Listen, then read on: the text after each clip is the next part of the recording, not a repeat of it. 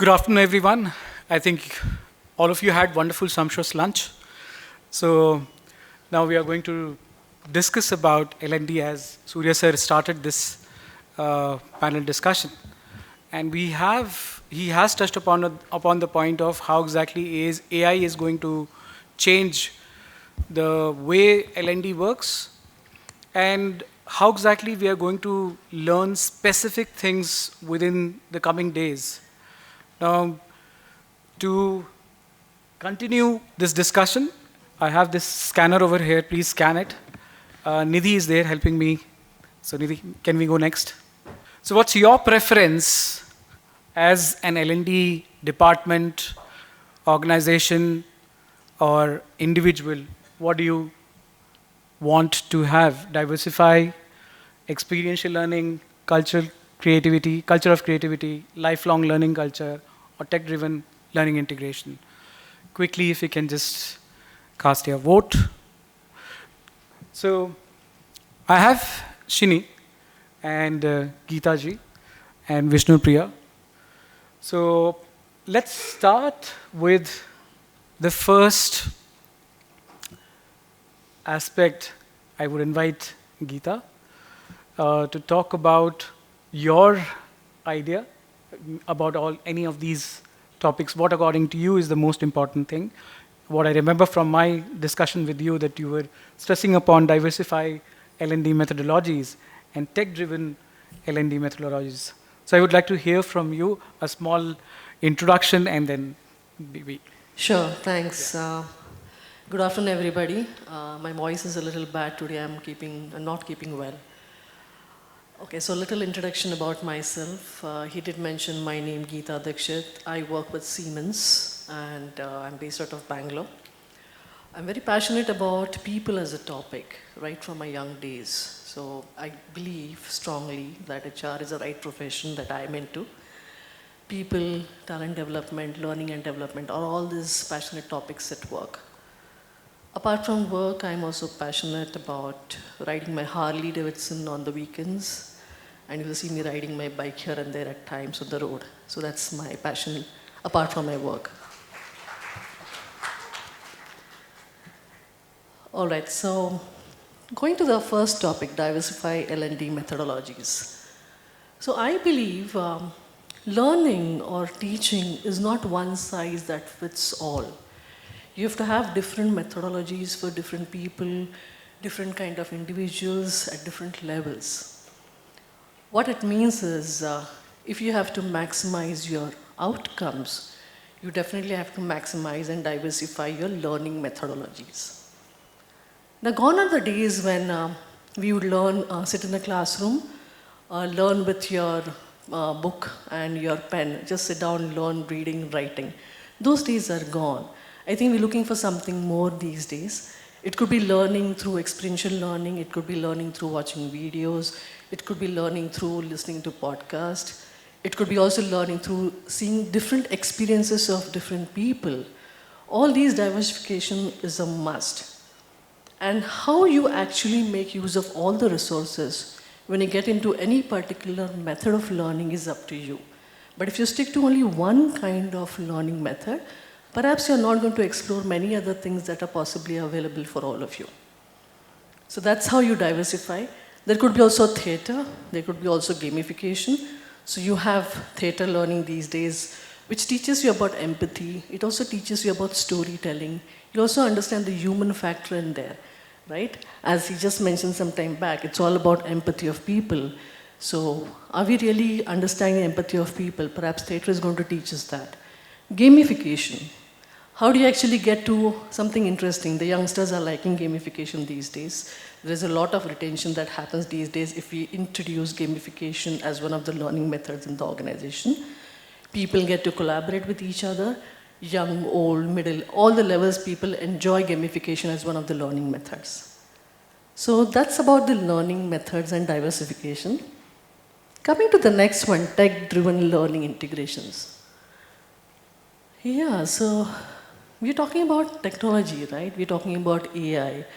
Of course, there are technical companies, non-technical companies, but finally, how good can we make use of technology when we are also getting into learning as a space? You have technology everywhere, right?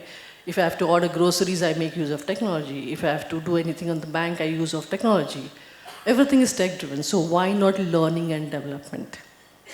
So if a company really wants to be in the market, be competitive, they need to have their people who are absolutely well trained and developed. For this, you need to ensure that you are making use of right technology to make them competent in the market. So it's not a choice. I mean, getting technology in learning and development is not a choice. It's a mandate these days that we all have. Also, what technology gets in, there's one little finer or one core of technology in learning and development, that is, it gives you that flexibility to make a person learn as per his or her requirement. It could be based on the person's preference, performance, passion, interest, or whatever the company actually is looking at or the person is looking at for. That flexibility is very much available if you get technology into learning. The other beautiful aspect here, when you have a virtual classroom or a hybrid learning wherein people are learning in a classroom, plus they're also learning virtually, you get an opportunity to collaborate with people from different regions. It could be a person in Penang, Malaysia, it could be a person in Poland, or it could be a person in any of the cities in India who could be in one same classroom. And the amount of collaboration and exchange of ideas and knowledge sharing that happens in this kind of a setup is truly enriching. And that is what technology actually helps all of us with. So with that, I think let me end my 2 cents and pass it on to somebody. Thank you. Thank you so much, Geeta. That was quite insightful. And I completely agree because I'm one of the master trainers in CSR and SDG. And my clients are from Brazil, Cambodia, Fiji. And I understand that, the kind of diversity it has in terms of participation. It is amazing, very rich. And it also is challenging to, cope up with the time zone also, It is. at times. But yeah, moving on to the next aspect. Thank you so much, Geeta. Thank you. I also see here that a lot of you have mentioned that, learning through experiential learning is something which is very, very important for all of you. So I would invite Shini to talk about experiential learning in her experience and organization, and how exactly you see the idea of creativity and innovation embedded into L&D. Right? Sure, thank you, Nav. Very good afternoon to everyone. My name is Shini Ashok. I head the L&D and talent management for Ujjivan. We are a team of 23,000 employees spread across 750 plus branches, trying to do our bit to create a space in financial inclusion. Talking about experiential learning, at Ujjivan we keep trying different methodologies of learning. And like Surya sir mentioned in his talk a little while ago, we try and create that sense of power with the learners themselves. But if you ask me, my vote is for experiential learning. Because, mostly because of the mind space that people have. Our competition no more is with the best of the curators or the content or the quality or the experience of the faculty who is delivering the sessions. But our competition right now is with the OTT platforms and with the social media. So how do you keep your learners engaged? And in that, experiential learning is one of the methodologies that we follow. It helps people be a part of the journey right from where it begins at point A and where it ends at point B. So we try and use that extensively. Like for example, starting with our tech trainings, we have set up technical environments. So we are a bank. And there are a lot of regulatory norms we are to operate with certain set of procedures. And if I have to bring in a component of how I would feel if I am posted as a cashier or a teller in a bank branch, experiential learning helps when you have the systems in place, when people are creating dummy bank accounts, when they are responding to dummy service requests. We also try and supplement it with a lot of case studies, a customer walking in, simulations like that. So it helps. So this is one context where you get people to learn the functional and technical aspects. On the other end of the spectrum is where you are required to bring in behavioral changes in people. So if I have to give you one example, we did an excellent program with the use of theater on policy on sexual harassment.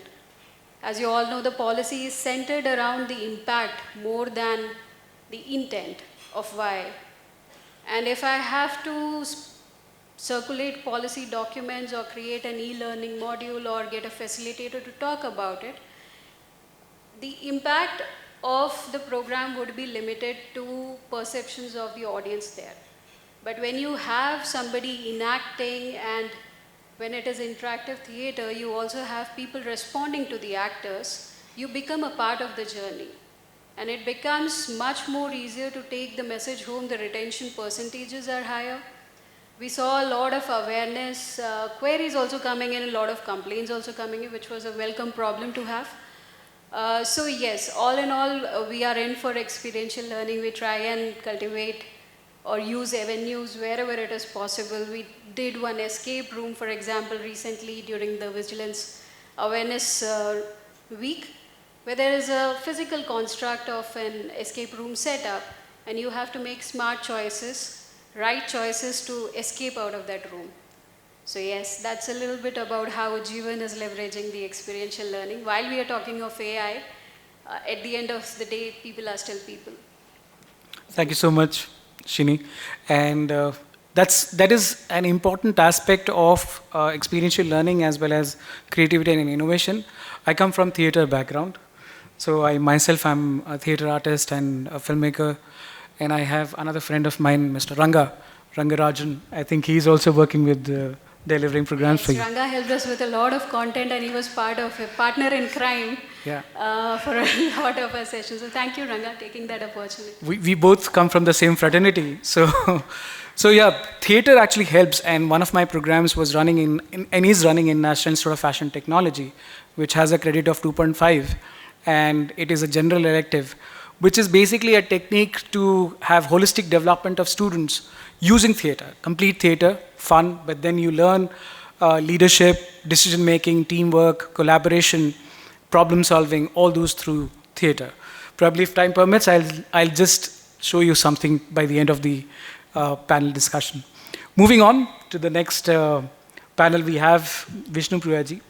And in our discussion before this panel, when we started talking about it, you mentioned that your organization wants to focus on lifelong training, learning culture in your organization. You're coming from hospital industry.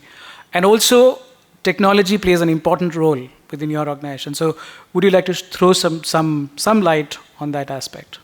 Good afternoon, everyone. I'm Vishnupriya. I come from Chennai. I represent Kauvery Hospital. We have about 12 patient touch points, 2 in Bangalore and 3 in Chennai, and the rest all in Tier 2 cities in Tamil Nadu.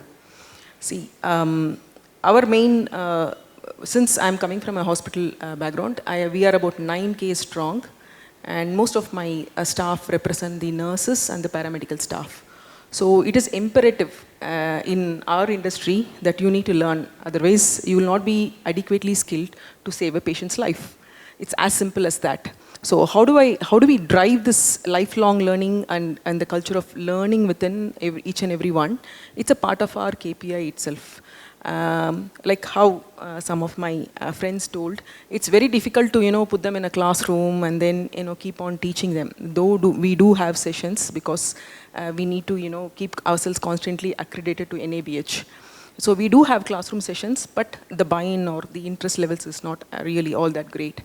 And on-the-job training, for example, if you need to start a line or put a vent flam, so on-the-job training becomes very, very important. So how do we integrate and then keep upskilling the nurses, upskilling the paramedical staff, and also the non-clinical staff who are managing the front office, who are managing the billing or the insurance departments. So COVID actually helped us. In March 2021, we came out with an online learning platform. called Coach. So here, it's about, right now we have about 900 modules and about 72 hours of video reels.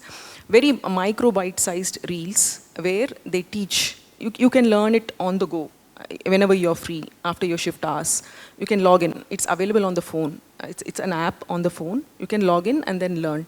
So that is the way that we have converted classroom teaching to learning on the go. And there you can, choose, I want to learn this particular module. Or if I'm an ICU nurse, then there are specific modules for ICU nurses.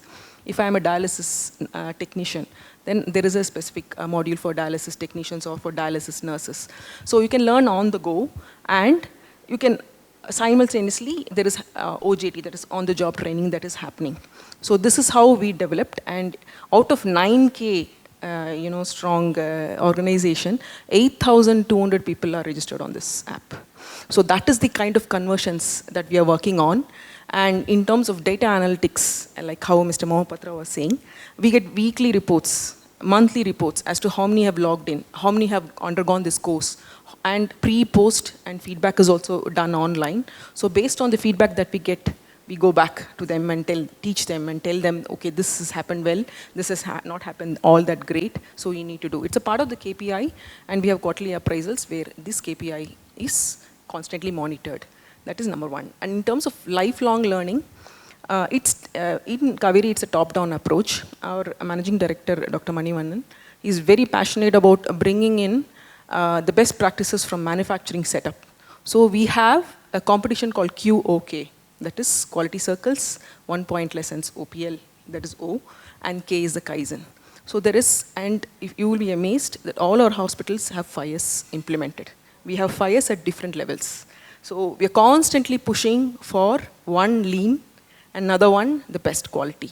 So we have a competition once a year, we call it the QOK competition, where even the finance and accounts department HR participate, in addition to the clinical departments, where quality is driven very strongly, and we are constantly striving to bring in incremental improvements through Kaizen. So this is we are very passionate. Competition happens, and there is the competition. There is a lot of buy-in on this, and we have really proud winners who actually help us in coming out with innovative practices. So this is again a part of our KPI too, and we constantly drive. So this is how we drive culture. So if you visit Kauvery Hospital, you can definitely ask who are your FIRES champions in the hospital, and there will be a board which will display the FIRES champions in the hospital. So this is how we drive the learning culture. And in terms of gamification, actually it makes learning much more easier. We have a super typist competition. So it's very important that a nurse keys in for the EMR, the electronic medical record, or the hospital management system quite fast. So that, so we, encourage the nurses to learn typing. So how do I encourage them? So through Super Typist Awards. It's also done online, and we have the Super Pharmacist Awards. So this is, and we are now coming up with a smart nurse, again, a gamifying way to encourage nurses to learn and to participate in competitions. So this is how we do it in Kauvery, and we've been quite good in that, and this is how we drive the learning culture. Thank you. Thank you so much, Vishnupriya. Right. So as we see here, these are the responses that we are getting from the room itself, that people want to have practical skill up center, more visual than theory, series of learning model. I saw Netflix somewhere. Netflix style. Yeah, Netflix style. That's interesting. I would love to know what exactly is Netflix style. I think most of us love to binge on Netflix and go for a series. Bite size, driving, interactive, and then you have experience support, good for basics, ad hoc, adaptive. Awesome. Yeah, can we go to the next one, Nidhi? Right. My experience in the last, how exactly I started. I started with the same organization which you were listening to before the lunch, Ripple's Learning Services. That's how I started my journey in the domain of L&D, way back in 2007. I think 2006 it was named as Info Services India, and then 2007 it became Ripple's Learning, and then CHRMP was introduced, and my mentors and initial days, guide are sitting here, Mr. Abhishek and Animesh, Narayan Rai and Dr. D. Rai, they all are here. And what I've learned in Ripples is that we had tried everything in terms of diversifying the entire methodologies of training overall, making it very interactive, participant specific, always listen to the feedback of the participant, and how we can actually keep improving ourselves. I remember in our initial days, my initial days of training, Abhishek mentioned one important thing is that the participants are never wrong. So just keep that in your mind. You know, if the participants are not able to understand, you have to change your communication style. And that's an important thing. It stayed back with me. Even now, I completely believe. We had a program called CLDP, and I think it's still running. So it is about training the trainers, and I was also certified through under CLDP.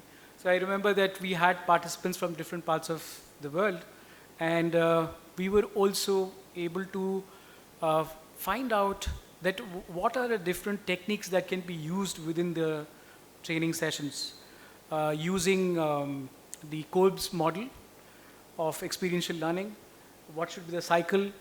Everything was discussed, very detailed. Thank you, Abhishek, for introducing that to me. This is what we want, that it has to be very, very interactive, the entire session of L&D, participative. We believe in facilitating the entire session rather than having a download. Right? Probably that would help. Coming from the background of theater, music, I play tabla. So that brings another element of how do we use creativity in our session, right? So next question. So you can cast your vote on what did you like about the session, how did it go. I would end it over here so that the next panel can come. We have Vasanti ji as the keynote, as a moderator for DEI. So yeah, I'll thank you everyone, and last words I would like to have from Surya sir, the closing words. Thank you, Nav.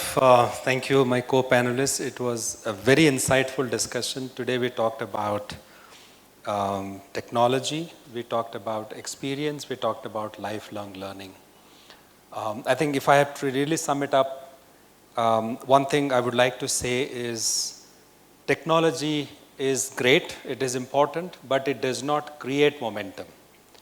It is human beings who create momentum.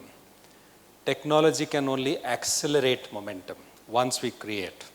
So it's the power of the human beings and is the power of L&D which can create, start that momentum, use technology to accelerate that momentum and maintain that momentum so that people can learn for life and become lifelong learners. I think that's how I would like to sum it up. Thank you so much, sir. Thank you, panelists. Wonderful having you here. Thank you, audience. Thank you, everyone. Thank you, the organizers. See you.